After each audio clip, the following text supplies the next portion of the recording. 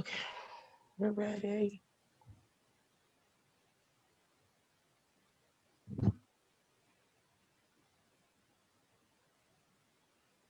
Mhm.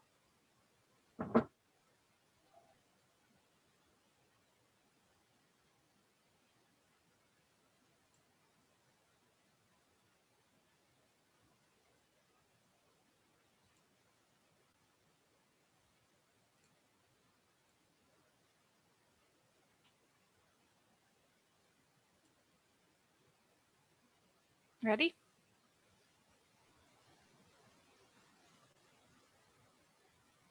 Can no, I can't hear you again. You can't hear me? Oh, now I can. All right. Okay. For a second, your mouth was moving and I didn't hear anything, so I was wondering if the microphone got weird again. No, I think that it was on mute before. Okay. So, hello everyone. My name is Rose Simpson. I'm a librarian at the New Haven Free Public Library, and welcome to Good, Cheap, and Healthy: How to Live on $4 a Day. Our presenter today is our creative in residence, Nadine Nelson. So, take it away. Hi. All right. Hi. Happy Sunday. Happy spring. Happy to be here. I am also the chef, owner, and educator of Global Local Gourmet, and we specialize in interactive culinary events and education occasions. I am a trained educator and also a chef. I'm also an artist and an activist, and I'll probably talk about that throughout. We started a little bit late. I apologize. Some difficulties. My daughter showed me how to do stuff, so I don't have to ask her in the future, hopefully. But I am happy to be here. This is one of my favorite workshops to teach people because so many people don't know how to eat on a budget. And I grew up in a very Jamaican household. I was born in Toronto, and my mom was a young immigrant. She had me there when she was 23. And my grandparents grew up they were farmers and fishermen, and they made their own food. And so I grew up on unprocessed food. So, snacks was like making something, or eating nuts, or, it wasn't chips. Chips were like special occasion, like going to McDonald's was special occasion. So I grew up really healthy, eating healthy, and seeing like the people around me um, eat healthy and cook healthy and grow their own food and all that kind of stuff. And so, there's this whole notion that eating healthy is expensive.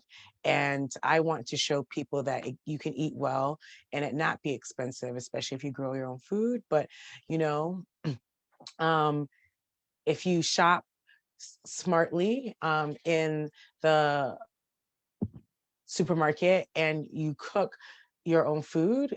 Most chefs like myself, I'm a mother and I try and cook everything 30 minutes or less, 20 minutes or less. So we're gonna make fettuccine with some seasonal vegetables. And I already boiled the pasta, but you'll see boiling pasta, how long does that take? And you can put together this meal in less than 20 minutes with a salad.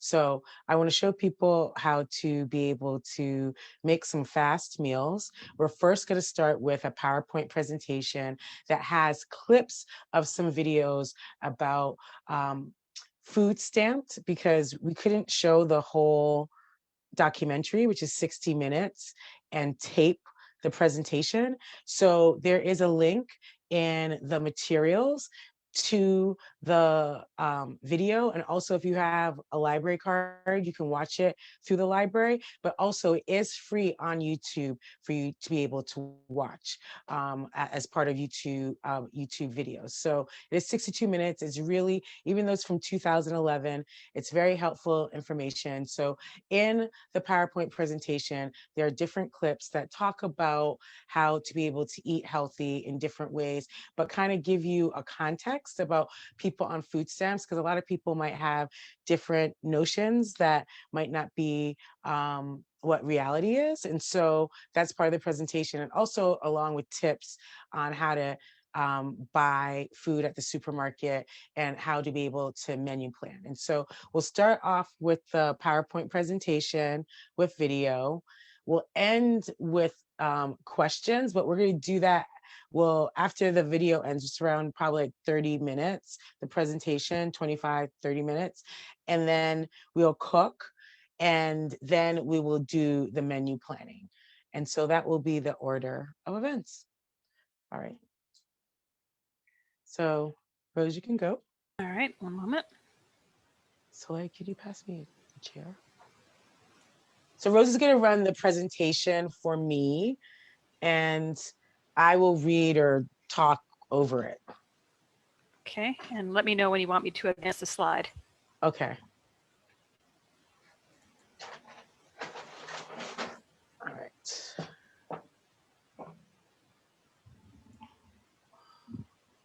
There we go. How to live on $4 a day, the EBT daily budget. Learn how to menu plan and get concrete suggestions to be more inventive in the kitchen. We will watch parts of the documentary Food Stamped and participate in an interactive food demo, cooking dishes that are good, cheap, and healthy. And a workshop by Nadine Nelson. Next slide, please. So the workshop agenda, we're going to talk about right now, like food stamps and who is on food stamps. Why is that a national issue? What are some of the specific actions we can take on every level of society to provide food justice and food sovereignty for all? Cooking on a budget. We will make popcorn, we'll make broccoli and apple salad, black eyed peas, and collard greens on toast, fettuccine with cream sauce, and a tomato and eggplant sauce. I will show you how to menu plan and give you some food budgeting tips along the way. We'll learn how to plan and about resources to help budget for food and save money. And so to make it a little interesting, Soleil, can you come here, please, for a second? I'll show you about the popcorn. So I popped the popcorn earlier, and popcorn, can you pass me that tray, please? Is a great snack because it's really inexpensive if you buy it raw, the kernels, and it's really easy to pop if you have a popper, but then also it's just easy to be able to pop. It's easy to be able to pop on the stove. So here's my popcorn. And then, you can have all different types of seasonings. So there's, Cajun Creole. And in the book by Leanne Brown, Good, Cheap, and Healthy, and we're going to talk about that in the presentation, the book that you can download that's in the packet, but also you can just find it online, Good, Cheap, and Healthy by Leanne Brown. It's a PDF that's downloadable. She has different spice blends that you can make yourself with pantry items that you might have in your kitchen. If you are vegan and you like Parmesan cheese, you like that kind of umami, mushroom, kind of cheesy taste, nutritional yeast. And these are just different spices from a variety of places. This is elote, which you put on corn. And so it's salt, chili pepper, cheese, chipotle, and cumin. I have some chili lime.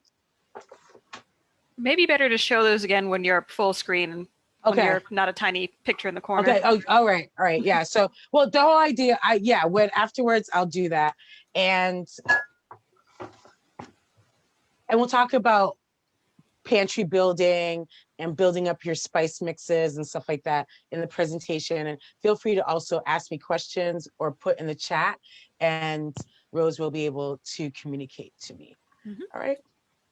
So, yeah. Next slide, please.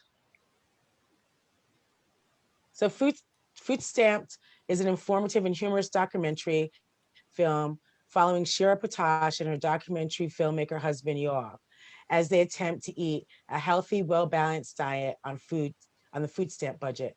Through their adventures, they consult the members of U.S. Congress, food justice organizations, nutrition experts, and people living on food stamps to take a deep look at America's broken food system. And so there is a link for you to be able to watch, and this presentation is open for you to be able to see whenever you want to. All right, if you could play the film, thank you.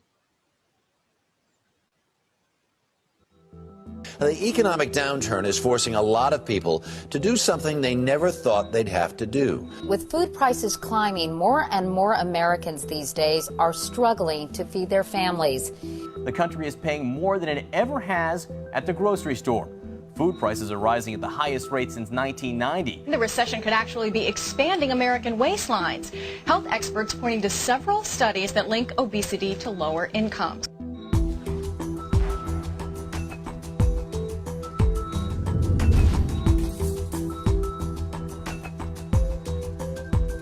Right now we're seeing a major health crisis in the country, and it's just the beginning. It's going to get a lot worse. Do you consider yourself homeless? As of right now, yes.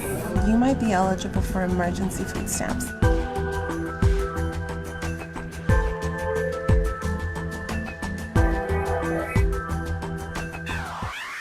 Let me ask you something. Have you ever done the food stamp diet? I haven't done the food stamp diet. So how'd you get so skinny? Do you remember what the yellow stuff is called? Squash. Squash. What about you? You like it? On the eggs. Now normally we would be adding cheese, but we just can't afford it. We did take some free sample cheese.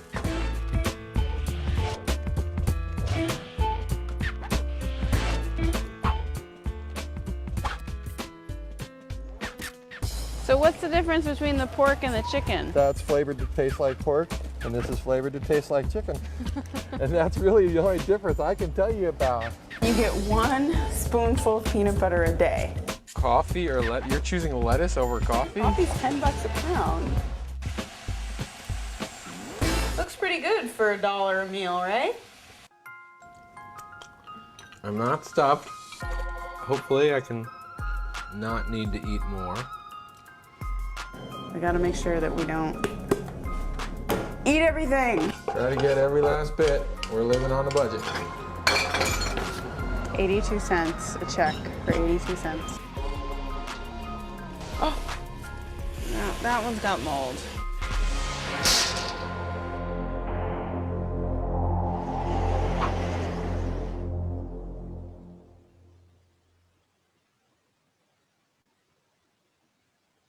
Next slide. SNAP's role in improving health is crucially important. Given the high rates of food insecurity, obesity, and diet-related chronic disease in the nation. And I thought I haven't done this workshop in a while, but you know, the documentary is from 2011, but I thought it was so ironic, the foreshadowing that we're going through a pandemic and how many people, because they've lost their job, and for a variety of reasons, how many more people are on food stamps now, and how important this workshop is more than ever to show people, even if you're not on food stamps, what are ways in which you can save money, because food is one of our biggest expenses. Next slide, and it is a video that goes into a little bit more detail and a summary of what food stamps is all about, their whole process throughout the whole week. Because his wife is a nutritionist, it's really good if you're really especially concerned about your diet, if you might have diabetes, or you might, your doctor is saying that, you know, you're like you might have hypertension, you know, you need to be looking out for it. That because she's a dietitian, not only do they buy things, they buy very healthy things. So you see that, but the video goes through what a process is like working with a dietitian that I think that is really helpful. So this is like really 3 minutes, small little clip that surmises like what food stamp the whole documentary is. I'm Yoav Potash, and this is my wife Shira Potash, and we're a filmmaking team. For 1 week, we will both attempt to eat a healthy, well-balanced diet on roughly $1 per meal.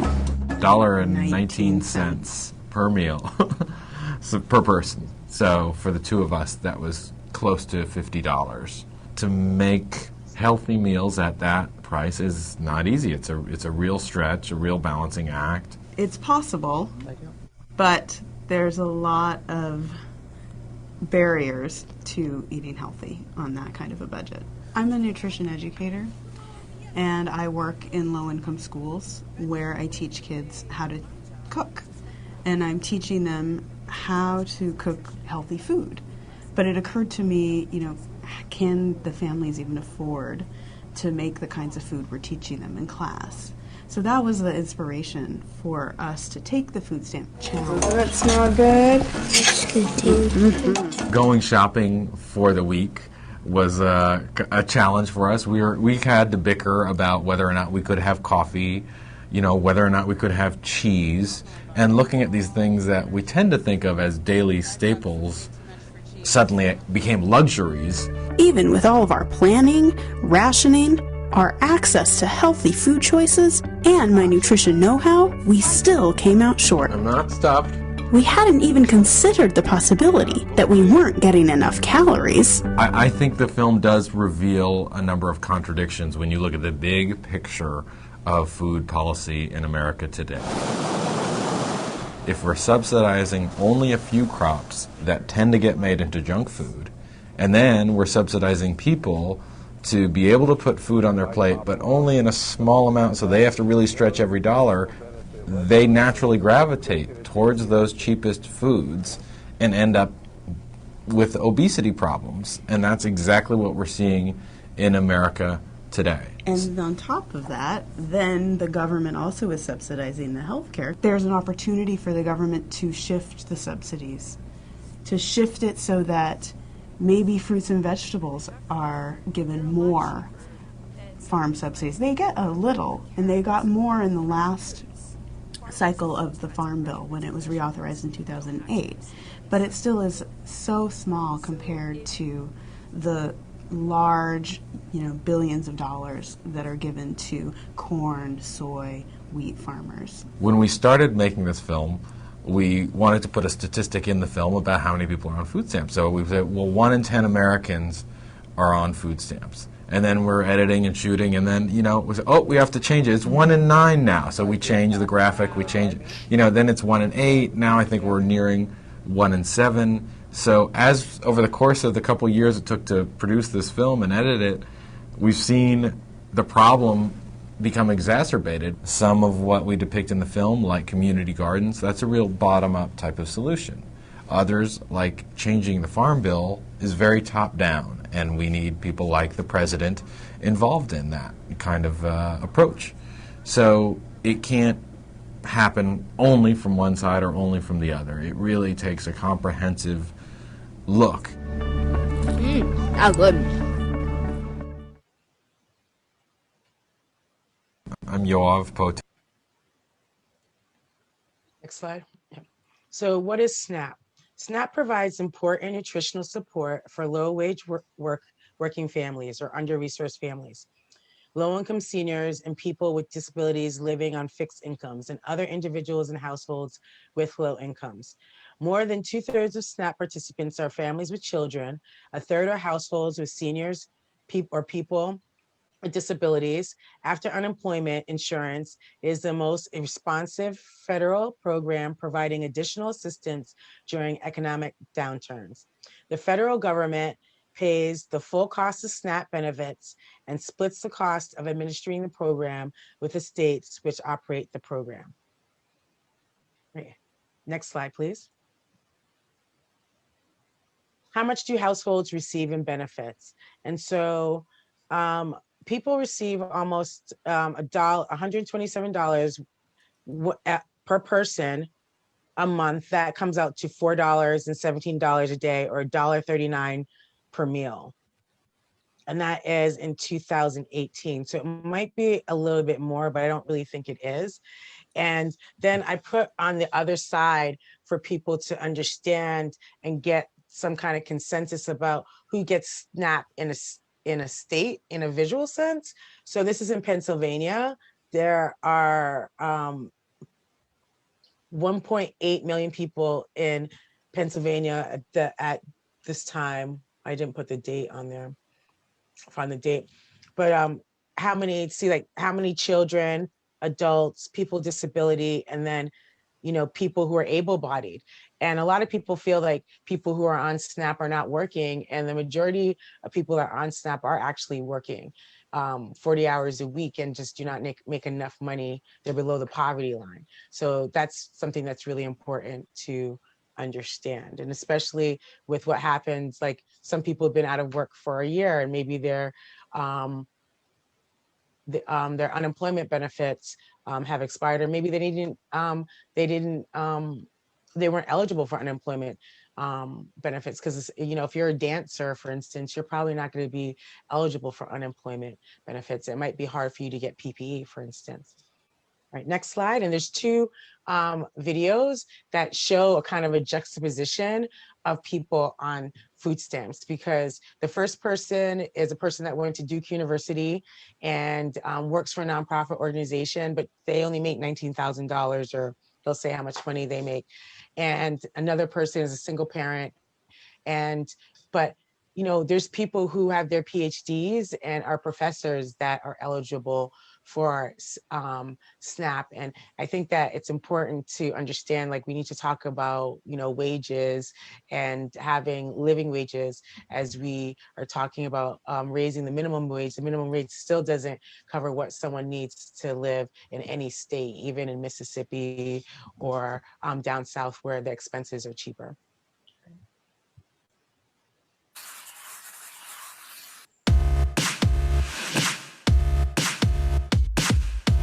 I'm Sarah Nolan, I'm 24 years old, and I serve as an AmeriCorps Fellow at Habitat for Humanity. I make $19K over 11 months.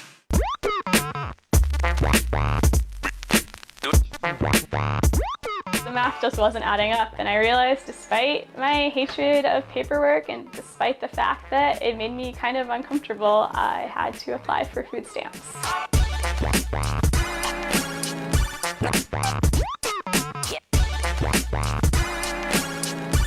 I just dished out way more than 99 cents on Tuesday. Yeah. It's pretty good. I'm looking at different apple varieties and pounds and how much it costs per pound and trying to do some mental math, which is not exactly my strong suit. Where'd you go shopping yesterday? I went to Trader Joe's. Nice. I also went to the farmer's market, which you can shop at the farmer's market on food stamps. Really? Yeah.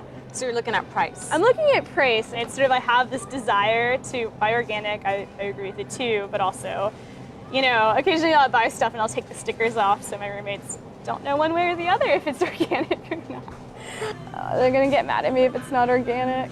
Can you even buy organic vanilla extract? I can go comparison shopping. If I was like the head of a household and I was really busy and I was working 2 jobs, multiple shifts, I think it'd be way harder to eat healthy. Were there things that were like you thought of as luxuries before that now you can get? Do you think you're splurging oh my on gosh, anything? I bought goat cheese yesterday. It was really exciting. I think it's a big conundrum. It's not just solved by like having enough money for food, so food stamps get you part of the way there, but it's hard.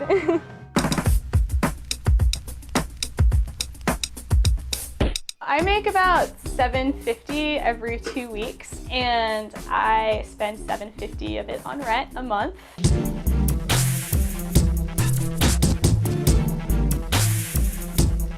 I mean, a lot of people will say, well, you have a degree from Duke University. You could easily be making a salary way more than $19,000 a year and not being on food stamps. What do you say to that? I felt really bad about being on food stamps for a while. They're just for people who really, really need it, I thought, and I'm like living this flippant lifestyle in San Francisco. Do you think you really, really need it? Well, yeah, and eventually I just sort of realized that even though I'm 24, like, I still have responsibilities, I still have like hopes for my future, and if I need to be on food stamps to make that happen, then maybe I do really need it.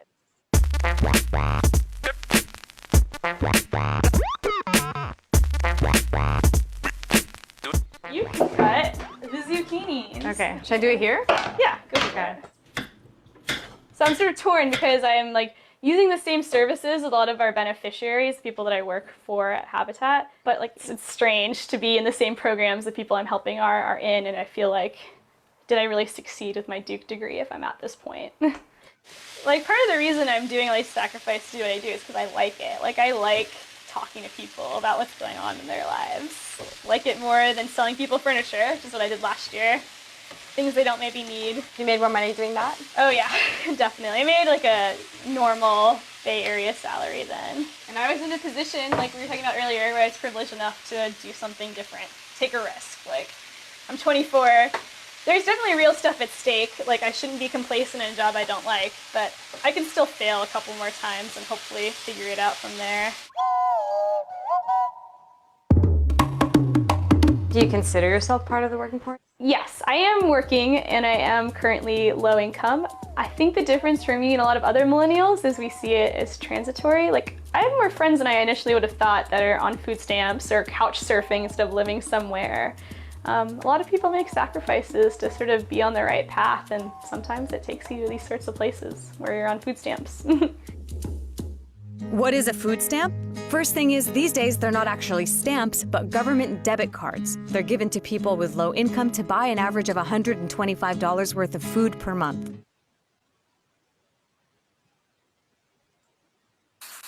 Next slide.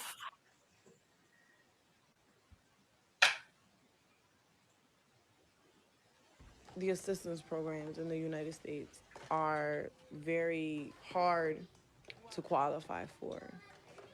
It's like either you're starving or you don't get any help. But what defines starving? Like, if you don't eat for a day, are you starving? In their eyes, no, but in your eyes and the way you feel, of course.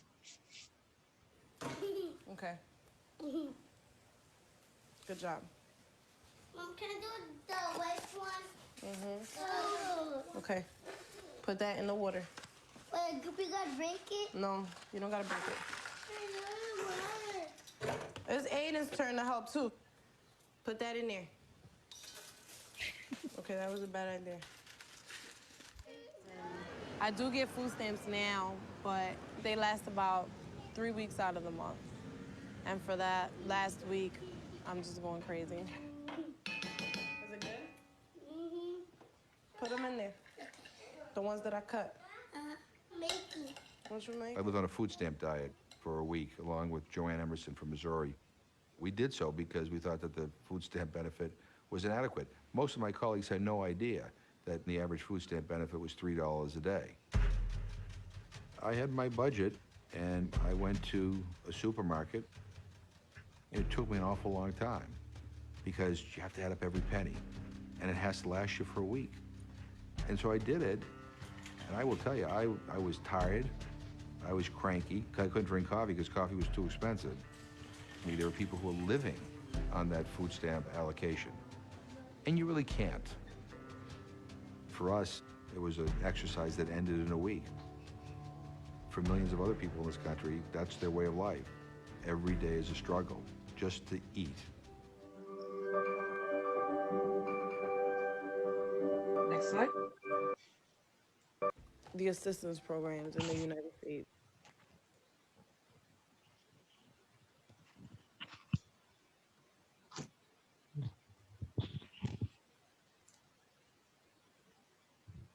So this is the percentage of families with workers receiving supplemental nutrition assistance, SNAP benefits by type, just to give people an idea. Next slide. What are some of the things we can do? So we can cook our own food. So that's why we're doing this workshop. That's why you're here, hopefully, to make a commitment to cooking your own food, which is a revolutionary act. Because when you cook your own food, you know where your food comes from. You're saving money, which you can add for more nourishment for something else or a fun activity. Work with a food bank, support mutual aid and networks. That has been really big during this time of COVID, especially for people who do not have access to government funds. Get political and contact your representatives, create and support a community fridge, organize a food drive, start or volunteer with a community garden, join or start a food policy council. So I'm chair of the Cooking and Food Education Group of the New Haven Food Policy Council. And there are around 24 policy, formal food policy councils, I think, that have a director of food policy. But you can start an informal one. You can start a wellness group at your, church, or your, community affiliation at your child's school. You can do many different things that support food sovereignty, your own and other people in some way. All right. So now we're going to get into how to cook good, cheap, and healthy. And so we're gonna give you some tips. You're gonna learn about Leanne Brown and the downloadable book that she created during getting her master's at NYU. And there's a couple more slides, and then we'll get to cooking. All right, want me to show this clip? Yep. Thank you.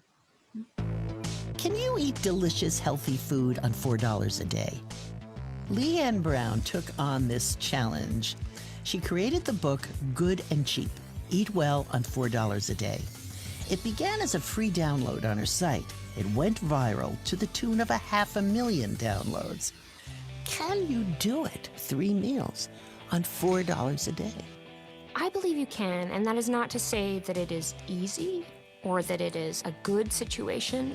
Really, it's tough, but there are 46 million people in this country who are doing it every day. $4 a day means something really specific. It's the amount, on average, that a person who is living on food stamps has to work with. It's better to think about it more in terms of $30 a week, maybe $120 a month. It's like a budget range. So give me some examples. Because it's high summer and we have beautiful tomatoes and cucumbers, I've been really into making the Panzanella Salad, which is just this very old school Italian salad. It's based in day-old bread, hard bread that you knock on the side of the table and would probably just throw out. But instead, you tear it up, throw it into your bowl with juicy tomatoes and luscious cucumbers, and you toss it all together, and the hard bread becomes like this flavor sponge and the perfect summer lunch. Talk about your burger. Oh, the half veggie burger, yes. One thing, a lot of people notice that there isn't a huge amount of meat in the book, and that's for totally practical reasons. Meat can be very expensive, and we don't need quite as much of that protein as people sort of traditionally think. And so a half veggie burger is basically a way to have that flavor that is so important for a lot of people while stretching that out with lentils or with ground up chickpeas, other legumes, and vegetables in the burger. And you can use it a few different ways. You'll use those patties to have burgers one day, and then the next day you might use it for breakfast, or you might throw it onto a salad. What should we have on hand in stocking the pantry? Well, I think we all want to try to build for ourselves a really great pantry of flexible, basic things like grains, dried beans, cans of tomatoes. I always have lemons on hand, lemons or limes to sort of squeeze onto things, garlic. These are my basics. When you have those things around, you can augment that with fresh, seasonal fruits and vegetables. It's a great idea. And by the way, for every book sold, another copy goes to someone who needs it.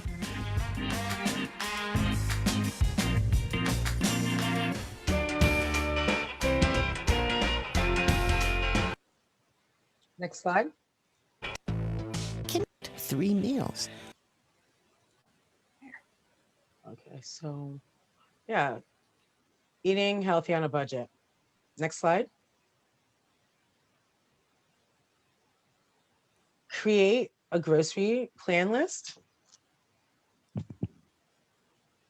And some people, they like to be spontaneous, but being spontaneous makes you go to the supermarket all the time. And, if we were living in a place that had farmers markets and it was more like, Europe or, the Caribbean or Africa where, you're used to, or Latin America where you're used to going to outdoor markets like a couple of times a week, and you probably have a really small fridge and you're not wasting on a regular. But in America, oftentimes we have a freezer, we have a deep freeze, and it can make us either buy too much of stuff that we don't need, or buy fresh things, for instance, saying that we're going to make a salad and then not, and then wasting it. So it's really good to come up with a grocery list, to look at what you have, to build up your pantry week by week.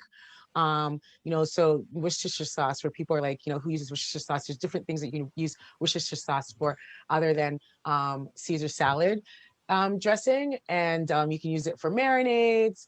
You can use it for other types of salad dressings. You can use it for stir fries. But if you week by week add to your pantry, like rice and then quinoa and then millet each week, all those things last a long time, and you'll have a lot of things to play with, and your grocery bill will go down. Create a worksheet to plan meals, and we'll talk about that, how to do that. Think about your schedule and think about things that if you're only going to have half an hour on one day, choose something that's going to be half an hour. We're going to the summer, choose something that you don't have to cook, for instance, or if you know that you're going to be really, really busy, put something in a slow cooker and cook it overnight or when you're at work. Use your list weekly meals to create a list of foods and beverages that you're going to use. So if you plan out your meals and you write your list from that, then you're going to be able to buy things that you're going to actually use, as opposed to going for a free for all and just saying, okay, let me buy this, let me buy that. And you end up not using any of it and then ordering takeout. Next slide, please. Shop wisely. Discount stores, Odd Lot, Christmas Tree Shop. I don't know where people are watching from. If you're in Connecticut, these are things that are in Connecticut or in the Northeast. Farmers markets, ethnic markets. Ethnic markets are really great for your condiments like soy sauce or, miso or dried hot peppers. You're going to be able to find them very cheaply at the ethnic market. And also produce comes on a daily basis, and so the produce is going to be fresh, and then oftentimes also protein like fish can also be very fresh too. So you can, depending on the market, you can see what you're able to get there. So like, for instance, I'm going to be making black eyed peas and collard greens. I bought a big bag of black eyed peas in the December, and I've been using it like every month during my cooking classes. And I don't know, like, it was a huge bag, and I don't think it was not more than $10, but it will last probably all year. Go to the dollar store. If that's all that you have available, you can get beans there. You can get cans of tomatoes. Retail super centers, TJ Maxx, Marshalls, Home Goods. They have things like on Himalayan salt or different grains or different spices that are really inexpensive. Next slide, please. Fruit and vegetable tips. Buy fruits and vegetables in all their forms, fresh, frozen, and canned. Buy in season. When something's in season, it's going to be cheaper. Buy canned or frozen produce year round.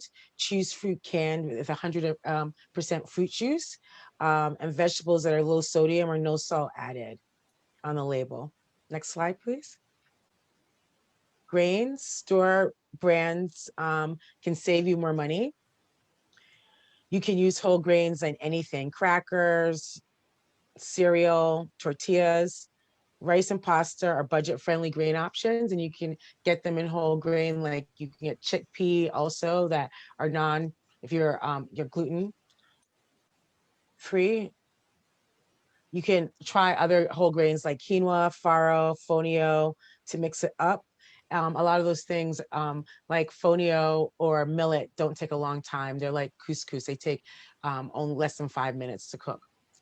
Protein, next slide, please. Use healthy and affordable protein like beans, eggs, and canned fish several times per week. Wonderful low-cost choices include beans and peas. Buy family-sized or value pack. And freeze when you don't use them. Mix meat with beans or mushrooms to stretch. And instead of, like in America, people love chicken breasts, chicken thighs are usually more inexpensive, and then also eating chicken on the bone, or use meat on the bone, or cuts of meat that are cheaper, like filet mignon is one thing, but chuck is another. And you can do a chuck roast on a Sunday, and you can use that throughout the week in a soup or in tortillas, quesadillas, stuff like that. Next slide. How to menu plan. Give each day a theme. So in the packet that I give, there's a different theme for each day. So I'm going to try and remember the themes, but you can also just go to them. So Meatless Monday. So Meatless Monday, if you have your calendar and you say Monday is all meatless. And so you say one Monday, you're going to make tofu stir fry. Another Monday, you're going to make eggplant with miso. Another Monday, you're going to have tamales with beans and mock meat. Another Monday, you're going to have fried rice, beans and rice, and some grilled or roasted vegetables. And so Tuesday would be, things like with tortillas or tamales, stuff like that. So you could have quesadillas, fajitas, things like that. Wednesday could be, when I was growing up, it was pasta. So it's like, Italian pasta, but it could just be noodles. And so you can have Italian pasta one day, you could have rice noodles another day, you could have soba noodles another day, and you could have a baked pasta another day. Thursdays could be all chicken dishes. Fridays could be like fun foods like pizza, dumplings, things that may take a little longer, but as a family that you might want to do together. On the weekends, you go to the farmer's market. So it could be seasonal Saturdays where you have more time to be able to make, dishes like roast different pans of vegetables. So you have them at your disposal during the week, and then Sunday could be like Sunday dinner, things that take a longer time, like a roasted chicken or a baked pasta or a paella, for instance, or a tagine, like a long cooked casserole or something like that. So when you do stuff like that, then you see like your themes, and you can buy chicken for the month, that you're gonna have chicken. Sometimes like with clients, like they like ground meat, so you could say ground meat, and then you have ground beef, you have ground chicken, you have ground turkey, so and in those kind of ground meat, you can make sauce, of course, but then you can make kafka, which are from the Middle East, and they're seasoned meatballs like with herbs and spices, and you grill them. You can make picadillo. It's that's from the Spanish Caribbean, and so that has ground meat, tomatoes, capers. Sometimes it has peas, but that's a really great dish with. Sometimes you have potatoes in it, and you can eat it over rice, or you can make them into empanadas if you have leftovers, for instance, or you can make them into potato rellenos, which is like potatoes that has a stuffing, and then you fry them, or you can bake them in the oven. And so when you make things, like you can think about like my roast chicken, you can use it for quesadillas during the week. You can use it when there's nothing left to make a nice pho, or a broth for tortilla soup, or just a traditional chicken noodle soup. Next slide. So we have the menu planning questions, and we'll get back to those after we come back from cooking. And so, what the government asks is that for like in regard to healthy meal planning is eating half your plate in vegetables. And so that's what it looks like each kind of meal. Is that possible? And back in the day, our grandparents, our forefathers, they ate meals that weren't filled with vegetables. And in Italy, where like Connecticut is a very Italian state, I think it's the third highest state of Italians in the country.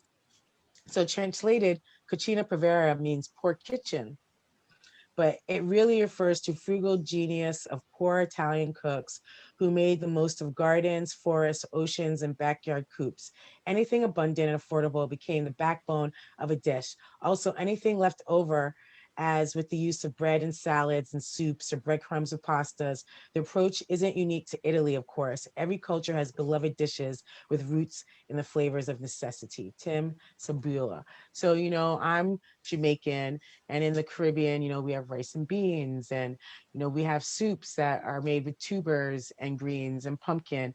And, we might have meat, but we're using, like chicken foot soup or cow foot soup, or, we're using oxtails and things. There's a thing called fish tea, and that's the fish that's not very big. It doesn't have very much meat on there. That's used as a broth, and it has, a thing called chocho, which is a squash. It has usually green banana, onions. Very simple, but very refreshing. But nothing is wasted. Right, next slide, please. The next slide. Oh, let people see that first. Okay.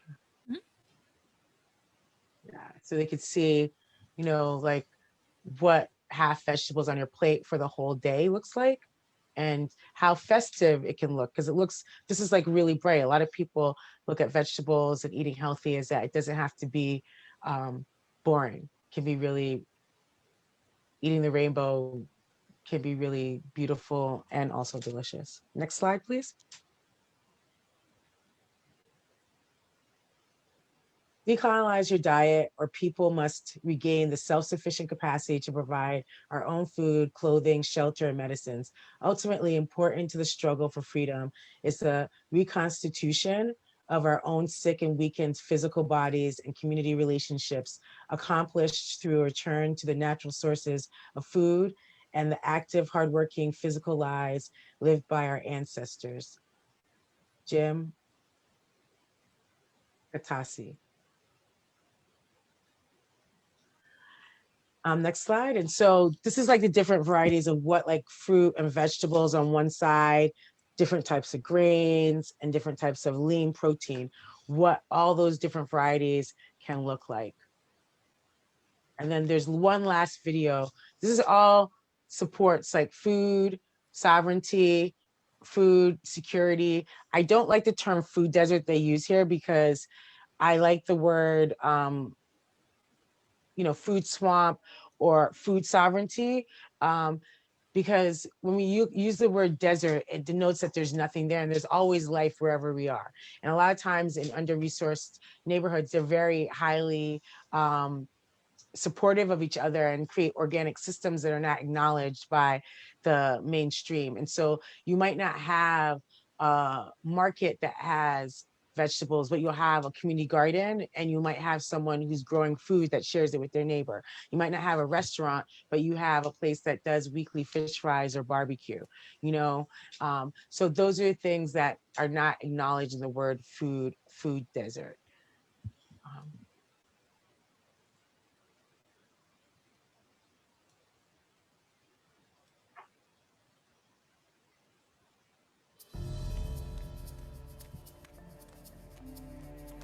Not everyone knows where their next meal is coming from. And if they do, it's not always nearby. A food desert is a place where families can find crayons, dog food, soda, diapers, chips, alcohol, and lottery tickets. But they can't find affordable, nutritious food. And food deserts can be anywhere, in the middle of a city, or even in the middle of the Farm Belt. Sometimes people use terms like food security and food sovereignty when talking about our food system. They even use the terms interchangeably, though they mean completely different things. Erica Allen of Chicago's Growing Power explains that food security is having consistent year-round access to safe, local, affordable, and culturally appropriate food. Or you could simply say, food security means knowing where your next meal is coming from. Because in many places on the globe, people don't. Once you have access to food, the next question becomes, whose food is it? After Xu Yen Pham lost her New Orleans home to Hurricane Katrina, she turned the property into a farm to feed her community. Food sovereignty is a term used to explain your rights when it comes to food, not so much as an individual, but as a community. In 1993, farm workers and small food producers from around the world gathered in Mons, Belgium. They formed La Via Campesina, or the Peasant's Way, to protect their rights to control what they eat and who grows it. They're taking back control over their local and regional food systems. Because food is a basic right for all people. And this fight for good food is nothing less than a revolution. The choices you make as a consumer can be felt halfway around the world. You can empower food producers and even topple governments, because everyone has the right to safe, affordable food. To learn more about terms like food security, food sovereignty, food deserts, and food justice, visit lexiconofsustainability.com. And remember, your words can change the world.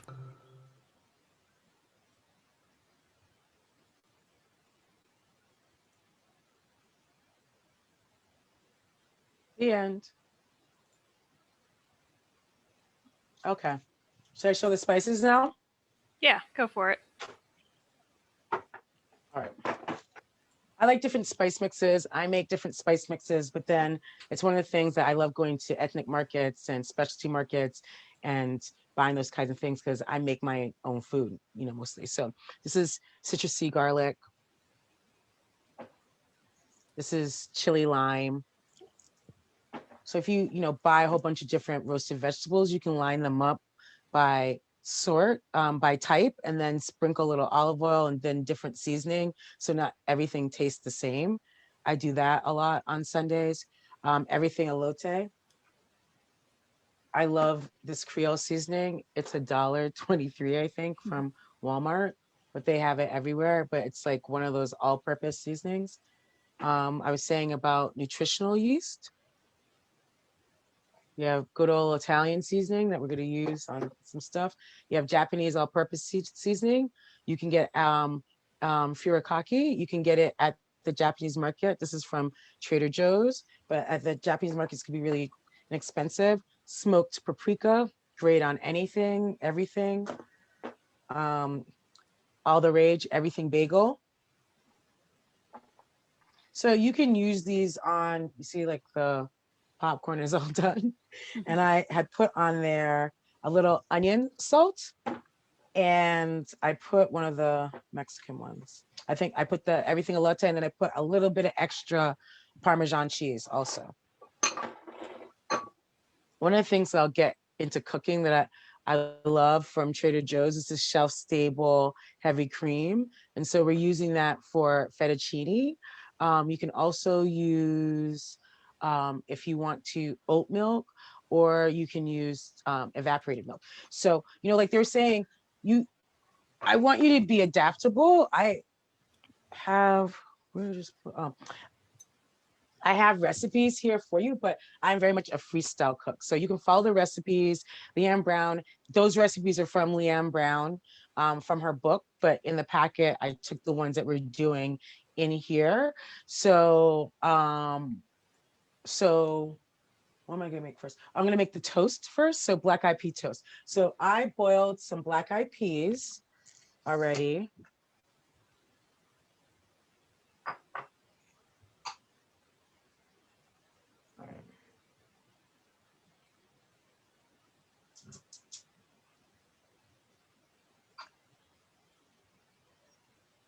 Can you see?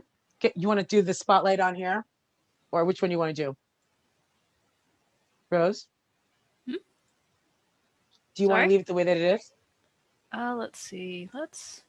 You can do, it doesn't matter to me. I'm just switch saying that to gallery view so we can see that one a little better. Okay.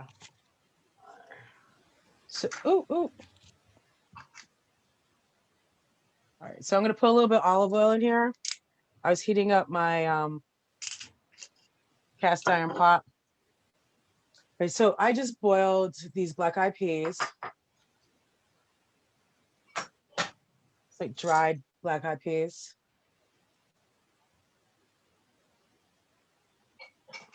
And they don't take a long time.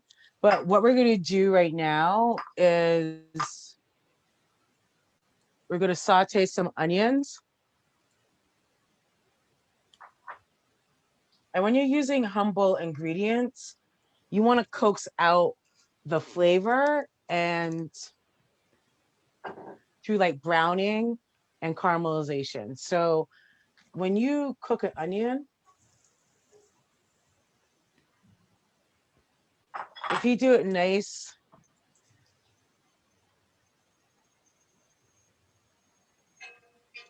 and make sure that you get a caramelization on there, it adds so much depth of flavor to what you're eating. And so like if we're using very humble ingredients, you're using black eyed peas,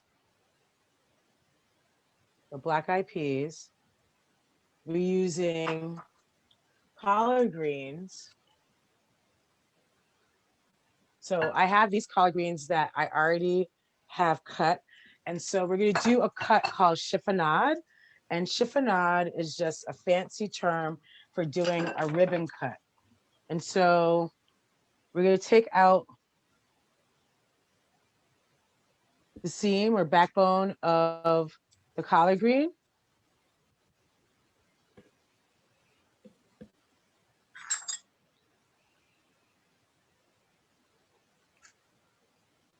And so you can save these and cut them up really thinly. And you can add them to soups. Or if you're cooking collard greens a little bit longer, if you have some collard greens that you're cooking longer, you can do that. Or you can pickle them. I love to pickle them. And then you just cut them really small and you do a brine that you would normally do just a little high. Turn this down a little bit.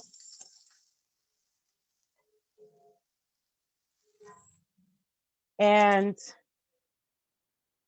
the pickled collard greens are great on gumbo, anything like a stew or, rice and beans, you want a little bit of crunch, they're really good.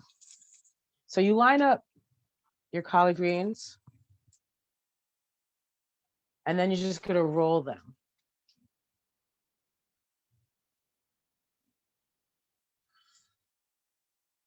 You just roll them. And then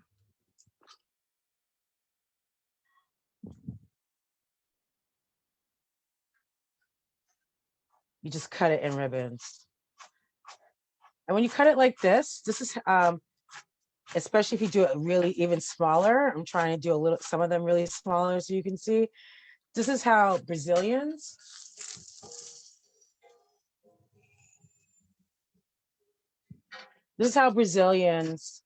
cook collard greens, and they don't cook them for very long because they're cut so small in these ribbons.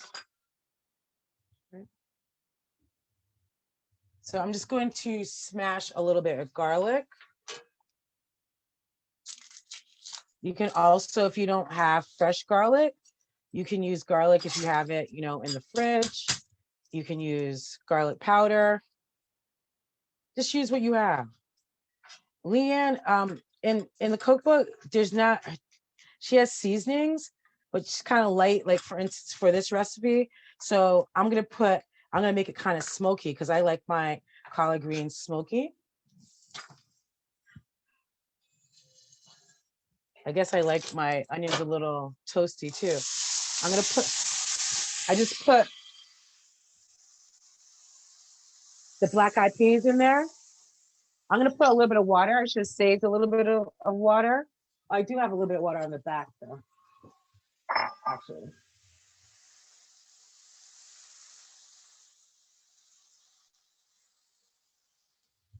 And so I'm going to use some of the Creole seasoning. And then I'm going to use some smoked pepper. So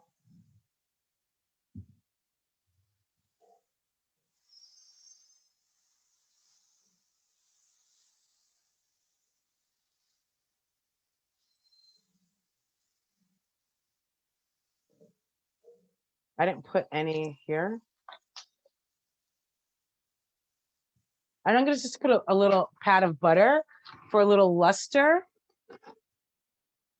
And as I said, if you're not using a lot of ingredients, then you want to punch up flavor in different ways. So a little bit of the butter adds a little bit of creaminess. If you don't want to do that, if you're making it vegan, then you don't have to add butter. You can just use coconut oil, or I used olive oil at the beginning. So you cook it down to whatever consistency you want. And then you put it on toast, or you can have it with cornbread. But that is a nice, easy, nutrient dense little toast. You know, people love their avocado toast. So you can do toast in lots of different ways.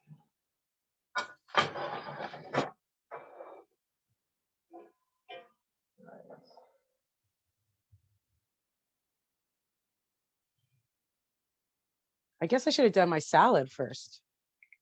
Well, I could do my salad now. Appetizer salad. Does anyone have any questions? Did anyone have any questions? Nothing so far. And for anyone who's watching on Facebook, I'm watching the chat there as well. So if you post in the chat on Zoom or on Facebook, I'll be happy to read off your questions. All right. So we have the broccoli and apple salad. And can you see that, Rose? Yep. Broccoli and apple salad. I didn't have broccoli. I didn't want to leave my house today, so I just used everything that was in my house. And so I also want to prove the point from her book that if you have a well-stocked pantry, then you can just use what you have. A lot of the recipes are, oatmeal,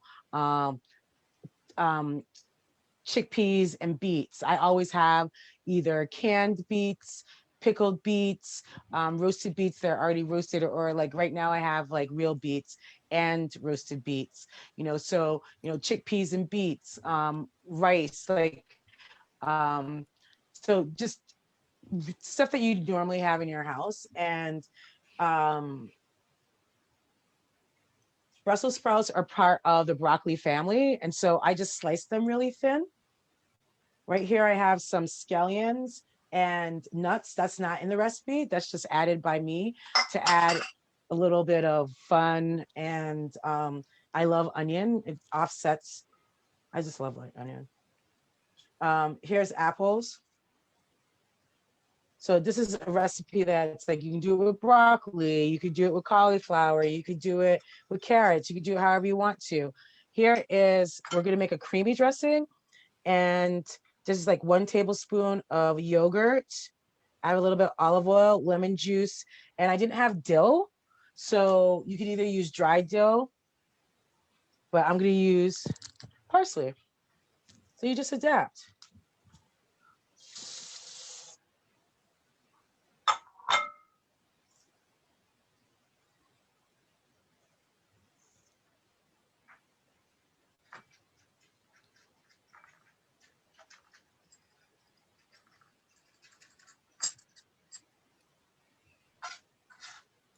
All right, so there is that. I'll use a little bit of lemon juice. Use your hands to catch any seeds. I'm gonna keep this outside because there is lemon zest in something. Here's a little bit of salt. And you can just use regular vinegar, but this is from last year and it's really great, is ramp vinegar. And since it's ramp season and the spring, I want to showcase my ramp vinegar. Use a little bit of that. And then some olive oil. And that's a simple dressing that tastes better.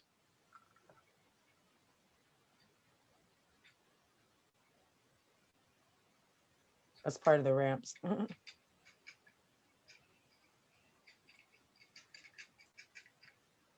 Than what then you would buy, and it's surely a lot more inexpensive. All right, and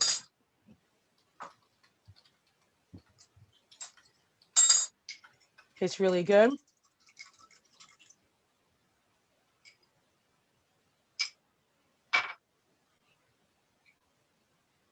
Just mix it around, and then it's 4 o'clock.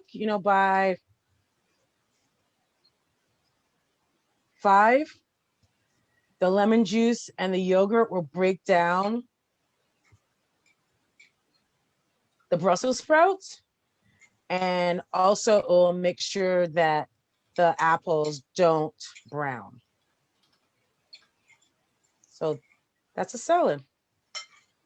And she has some other nice salads inside there, like in the piece for the news. There was the Panzanella salad, and we're coming into summer, and said that Connecticut has a lot of Italians. We always have Italian bread. You know, you can make a bread pudding. You can make a savory bread pudding. I don't know if people know that, but then also you can, you know, make a Panzanella salad, or you can make a sweet bread pudding, or you can make croutons for Caesar salad dressing. All right, so I'm gonna be making the pastas. I am going to make, I'm gonna make the eggplant sauce because that's gonna take longer. Then I'm gonna do fettuccine sauce. So there's a tomato sauce recipe, and then I am adding, in her book, she has an eggplant recipe, and someone in my household took out ground meat. And so I'm just adding that and showing people that her book doesn't have a lot of meat in there. And so I'm showing you how like people usually have traditional tomato sauce. And so this has eggplant in there, which is also in many cultures, whether it be Greek culture, Middle Eastern, Latino culture, like Dominican, Cuban, they have eggplant dishes that have tomatoes. That this is just that can either go, it can be vegan, or it can have meat in there. And this just so happens to have meat. Does anyone have any questions? So I'm just heating up the pan again. We're gonna use some onions.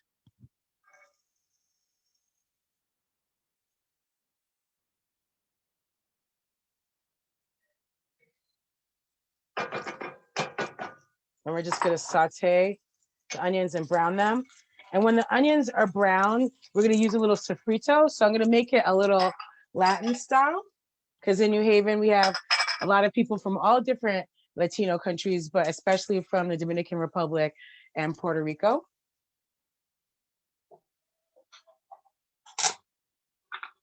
So this is sofrito that I bought, and you can always make your own sofrito. If you're Haitian, you might call it a piece, or in the English Caribbean, we have our own version called green seasoning. So it's the base of a lot of our sauces. So it's already made, and it's usually in a jar. I have sisters-in-law that are Haitian, and so when my brother and they come, like their family members will make a piece, EPIS, so their version of green seasoning. And then I also have a sister-in-law that's Puerto Rican and Dominican, so they always have sofrito.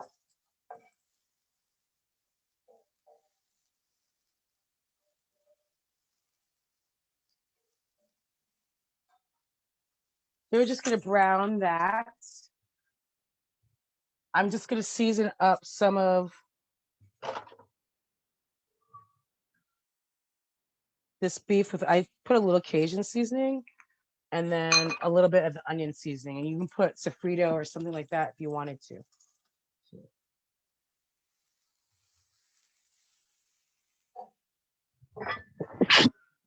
Excuse me. Excuse me.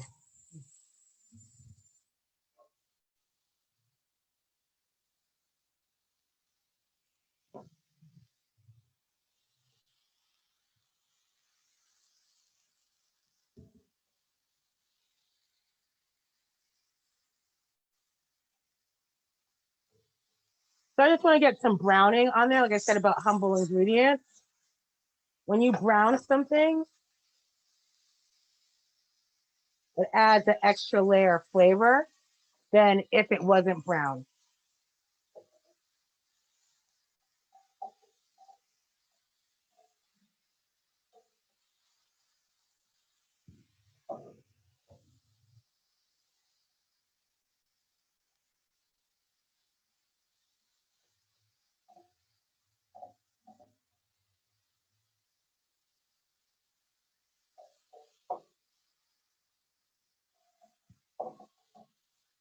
All right, so I'm gonna put a little bit of sofrito in there.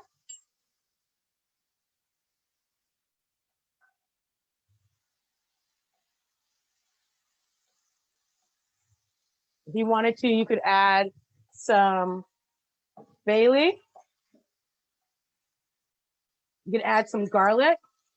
I'm really over here. I'm not feeling putting any more garlic in there. So I think I did put a little bit of garlic powder. I'll put a little bit more. And in the sofrito, there is garlic powder, and that's a way to cut down on how many different things you have to break down for a dish. I'm gonna put my eggplant in here.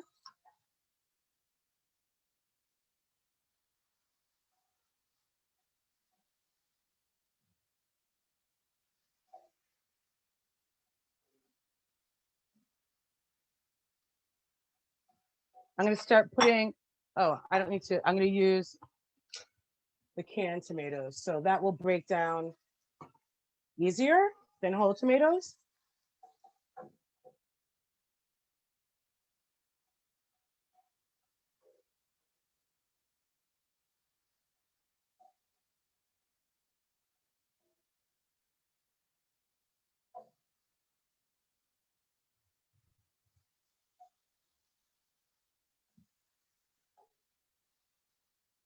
So I'll let it just cook down a little bit. That's just gonna take some time. If I want to make it a shorter time, I cut up the eggplant a little bit smaller. So we're gonna be getting ready to make after this a fettuccine Alfredo. And Marianne, do you want to talk to me to make it a little bit more interactive? You don't have to if you don't want to. If you'd like, I can can put people turn on the spot, but if you'd like, I can turn talking on with if you'd like to speak instead of just type in the chat.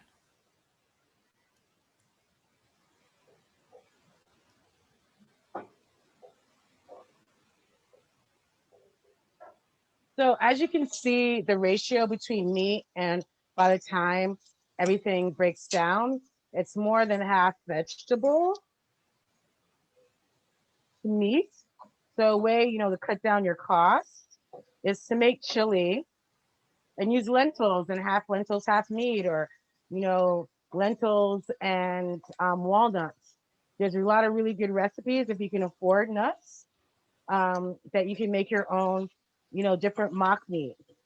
But I love eggplant because eggplant has the texture and heartiness of meat, but it is a vegetable.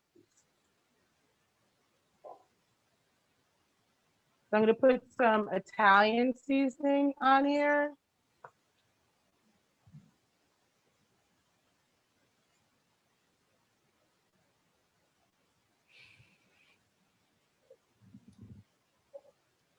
I'm going to put the tomatoes so I can start breaking down.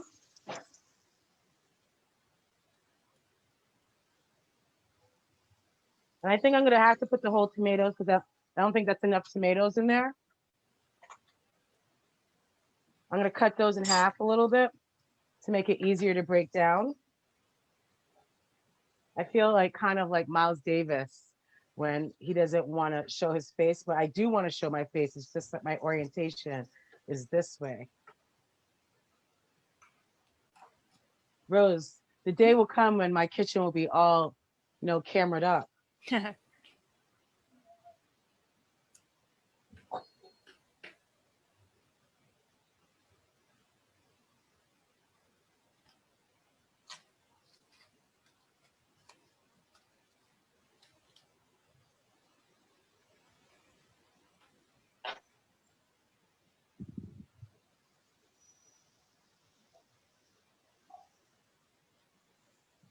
So I just added fresh tomatoes. I think I'm going to add all of them. And if you didn't have fresh tomatoes and you didn't have canned tomatoes, you can use tomato paste and tomato sauce. So, you just adapt with what you have. If you want to put pesto, I didn't know if I had canned tomatoes. So I have a can of red pesto. Then I was going to put that in there. That's made with red peppers.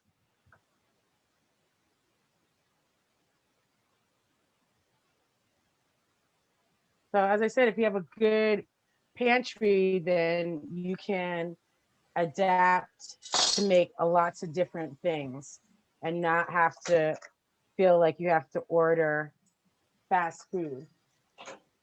And I said, if you have a chance to go back and watch Food Stamped, it really is good. Showed that guy with the ramen. And so, ramen, like my daughter loves ramen, but she always has ramen with vegetables, and doesn't use the packet. And then usually I buy the fresh ramen noodles, but if you have to use those ramen noodles, it's like, use frozen vegetables to add some more nutrients to them. Instead of the packet, if you can get miso from the Asian market, go to the Asian market where miso is considerably less and flavor it with miso, which is a nutrient dense food. So see, this is cooking, it's cooking down. I'm going to switch, and we're going to make I'm going to take this off for a second, Rose. We're going to make the fettuccine. Okay, Alfredo. We've got a couple of comments on Facebook. Pem said, I just wanted to say thank you for all the information and great recipes. It's all very clear, which is why I don't have any questions. Oh, thank you. I try because Tim, like when I'm cooking, I'm not the best at doing two things at the same time. So I want to make sure I give you all the information. And if I don't, that you have it at your disposal when I'm not around. I also want you to be able to really make the recipes if I'm not around. So even though I want you to see that I cook without recipes, I'm a freestyle cook. I want you to have those recipes and use them as a base to be able to get experimental.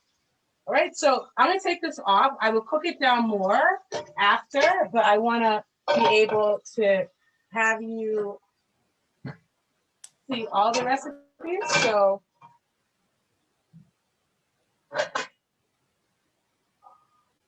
I cooked some pasta beforehand. So I'm just getting that ready.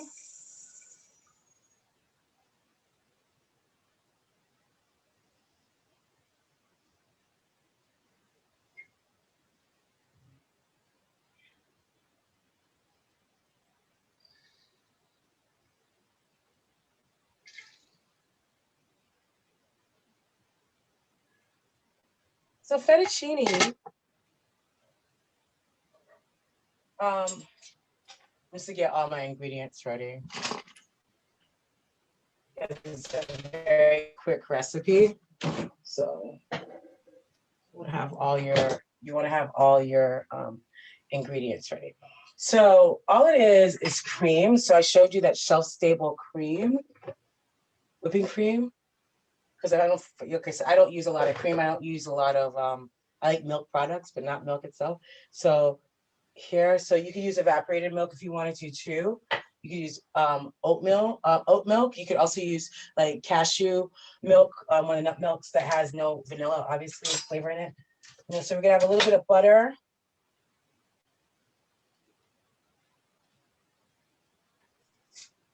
I'm going to use the small side to microplane, if you have a microplane, the zest of some lemon.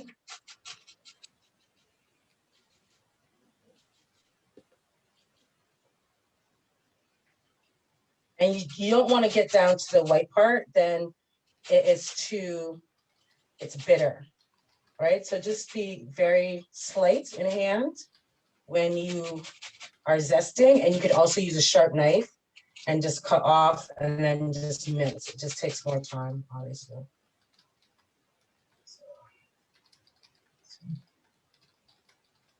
Lemon. I have grated Parmesan cheese, cream, salt. Did you hear me? Yep, I can hear you. That's so.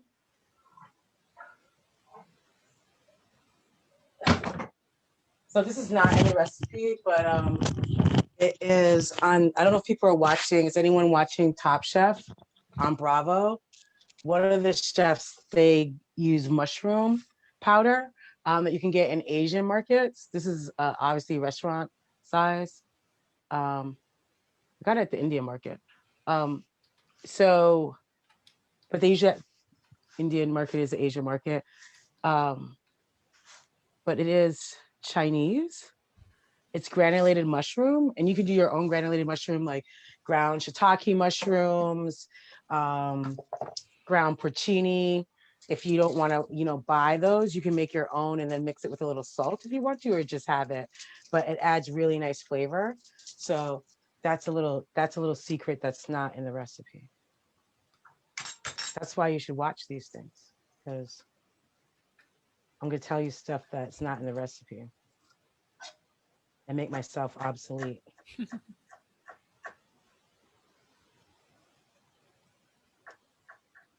So how many people make fettuccine from scratch? Because fettuccine, like the Alfredo sauce, is around at least $3-4, if not more. And all it is cream and cheese. That's it.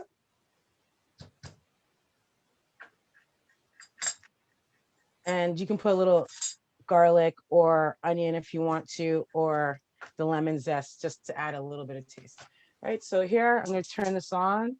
I'm going to melt the butter. When you're melting butter, you always want to put a little bit of oil so it doesn't burn, because butter doesn't have a high melting content. So it becomes brown butter very easily. All right, and then put the garlic. You just want to make sure that the garlic doesn't burn. You can put the lemon. The lemon on the fire is going to activate the oils and the zest. It smells really great. You're going to put your cream.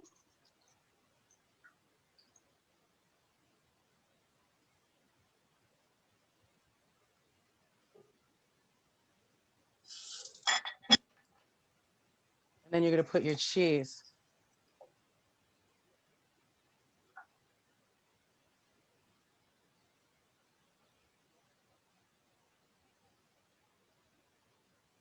That's it.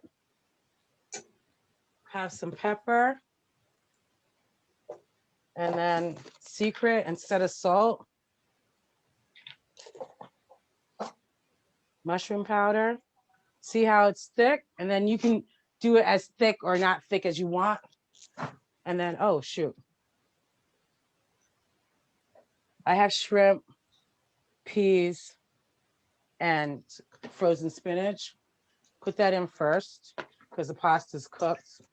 The shrimp is not. But shrimp doesn't take a very long time to cook. I'm going to turn this down because it's getting too thick.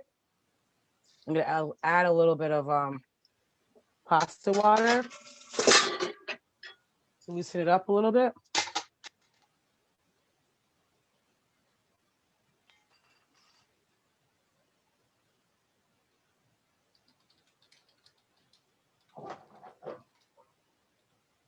Put the pasta in there. That's it.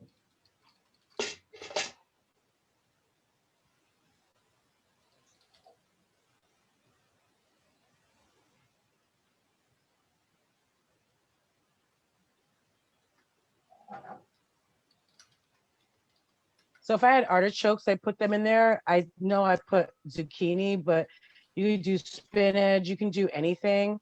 And spinach is a spring vegetable, and so is peas. And that's what I had. So I didn't want to leave my house. So I think I did pretty well for not leaving the house.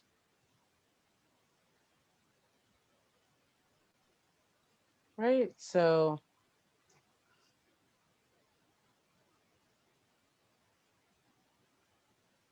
And Marianne has said not made it at home, never made it at home. Presumably in regards to the Alfredo.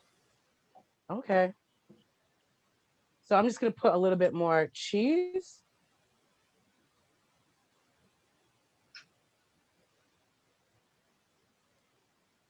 And that's it. I'm gonna squeeze some lemon. You don't want to squeeze lemon at the beginning because then your cream will curdle. You don't want that. I'm gonna put a little bit more butter in there. And that's it. Probably a little bit more pepper too. Is there any more questions? We have 20 minutes, but I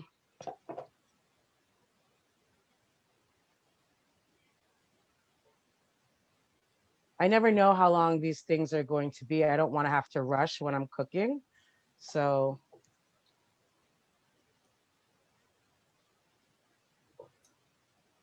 I could have done a dessert though, but I'm not a dessert person. She has some coconut chocolate chip cookies that are amazing.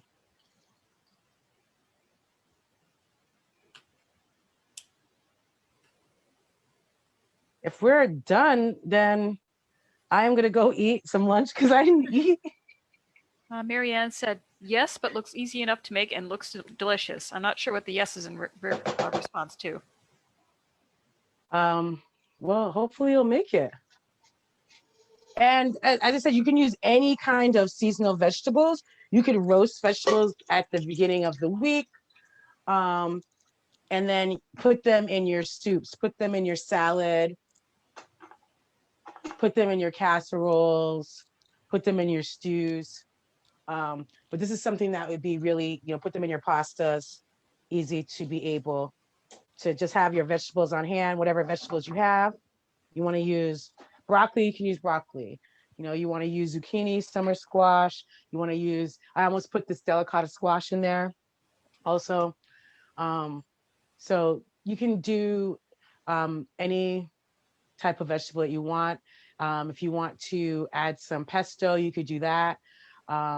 So it's like a really versatile recipe. And it's one of those things that lots of Americans like to eat. And there's no reason why you can't make it from scratch. So it has been great being with you this week. All week long, we have Camp Public Kitchen from 5:30 to 7:30.